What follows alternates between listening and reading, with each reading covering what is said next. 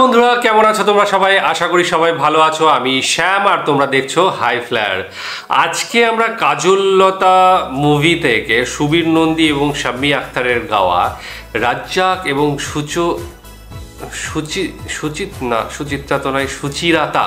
সুচিরাতা অভিনীত এই রাত ডাকে ওই চাঁদ ডাকে এই গানটা শুনবো। ডেসক্রিপশন বক্সে লিঙ্ক দিয়ে রাখবো, সেখানে গিয়ে অরিজিনাল ভিডিওটা দেখো, সাথে সাথে চ্যানেলটাকে লাইক শেয়ার সাবস্ক্রাইব করে দিতে। চলো ভিডিওটা দেখে নিই, তারপর আরও কথা হবে।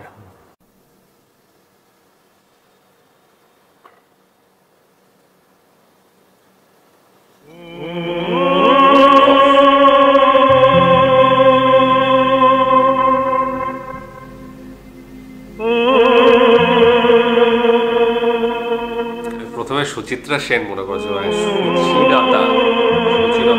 সুচিরতা হবে ওটা।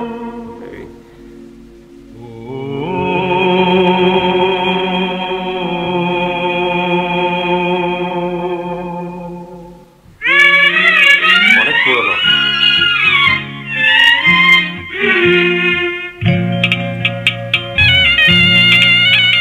এই রাত ডাকে ওই চাঁদ ডাকে, হায় তুমি কোথায়? এই রাত ডাকে ওই চাঁদ ডাকে, হায় তুমি কোথায়? ভালোবাসার রঙে রঙে, ভালোবাসার রঙে রঙে আমি সাজাবো তোমায়। তুমি কোথায়? তুমি কোথায়? তুমি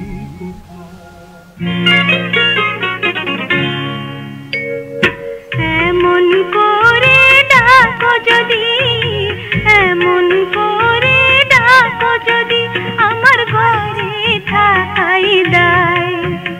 এই রাত ডাকে ওই চাঁদ ডাকে, আজ তোমায় আমায়, তোমায় আমায়।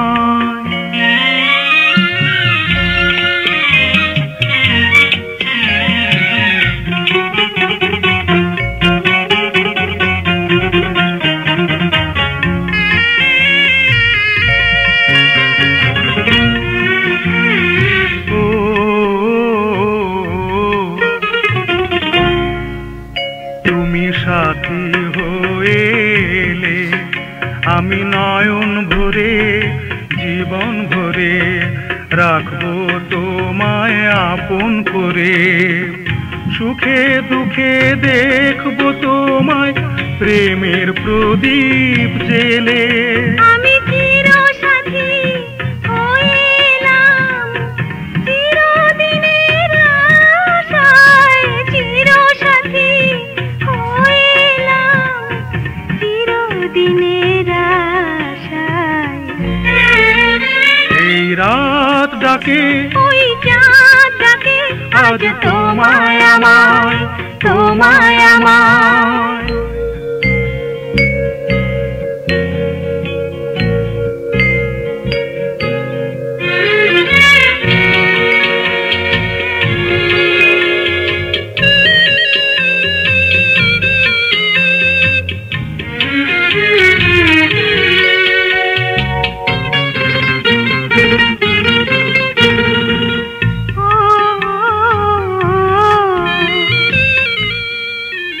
আমি থাকি বা না থাকি, তবু বাতাস হয়ে সুবাস হয়ে তোমার কাছে আসবো বয়ে।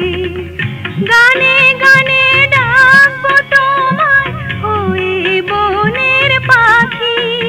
আমি বুকের মাঝে রাখবো তোমায়, বুকের ভালোবাসায়, বুকের মাঝে রাখবো তোমায়, বুকের ভালোবাসায়। এই রাত ডাকে ওই চাঁদ ডাকে, আজ তোমায় আমায়। এই রাত ডাকে ওই চাঁদ ডাকে, আজ তোমায় আমায়। ভালোবাসার রঙে রঙে, ভালোবাসার রঙে রঙে আমি সাজাবো তোমায়। এই এই রাত ডাকে ওই চাঁদ ডাকে আজ তোমায় আমায় তোমায় আমায় তোমায় আমায় তোমায় আমায়।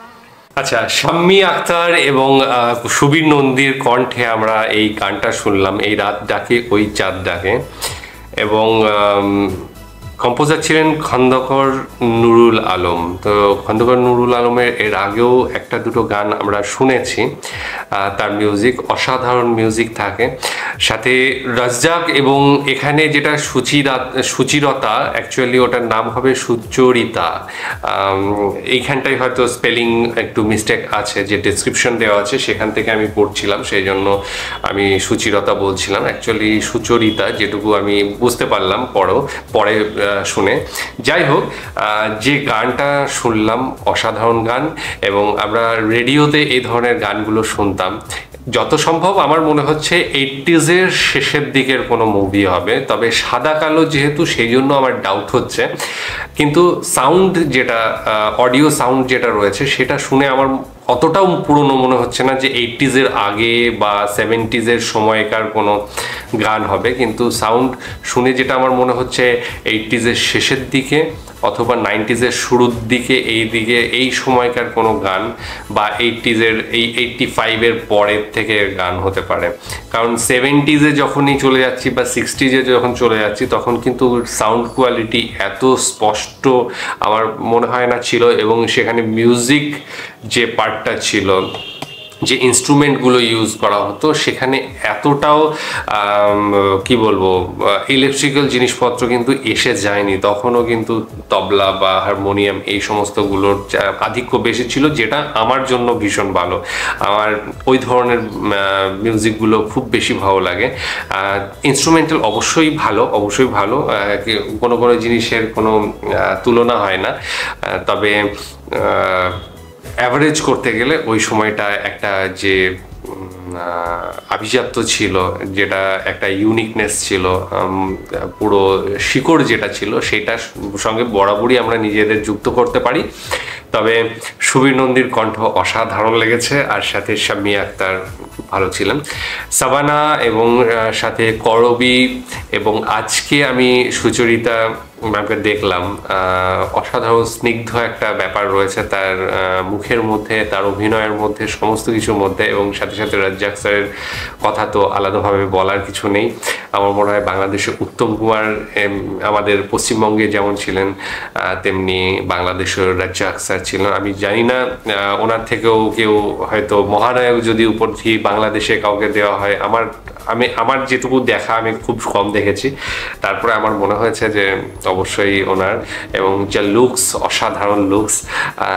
তো তোমরা জানাবে আমি এরকম মহানায়ক বলে কাউকে মানা হয় কিনা সেখানে, এবং সেটা হলে কাকে, রাজ্জাক স্যারকে কিনা, সেটা অবশ্যই জানাবে। যাই হোক, ভীষণ ভালো লাগলো, আর কমেন্ট সেকশন পড়েই রয়েছে তোমাদের জন্য, তোমরা অবশ্যই কমেন্টস করবে, এইগুলো জানাবে। আমার ভালো লাগে, পড়তে ভালো লাগে, অনেক নতুন তথ্য দাও তোমরা, যেগুলো জানতে পারি। আর সাথে সাথে তোমাদের পছন্দের কোনো পুরনো দিনের গান থেকে থাকলে অবশ্যই তোমরা সেটা সাজেস্ট করবে। তো আশা করি ভালো লেগেছে, আর ভালো লাগলে অবশ্যই একটা লাইক, একটা শেয়ার করে দিও। আজকের মতো এখানেই শেষ করছি, আগামী দিন আবার আসবো অন্য কোনো ভিডিও নিয়ে, ততক্ষণের জন্য স্টে টিউনড।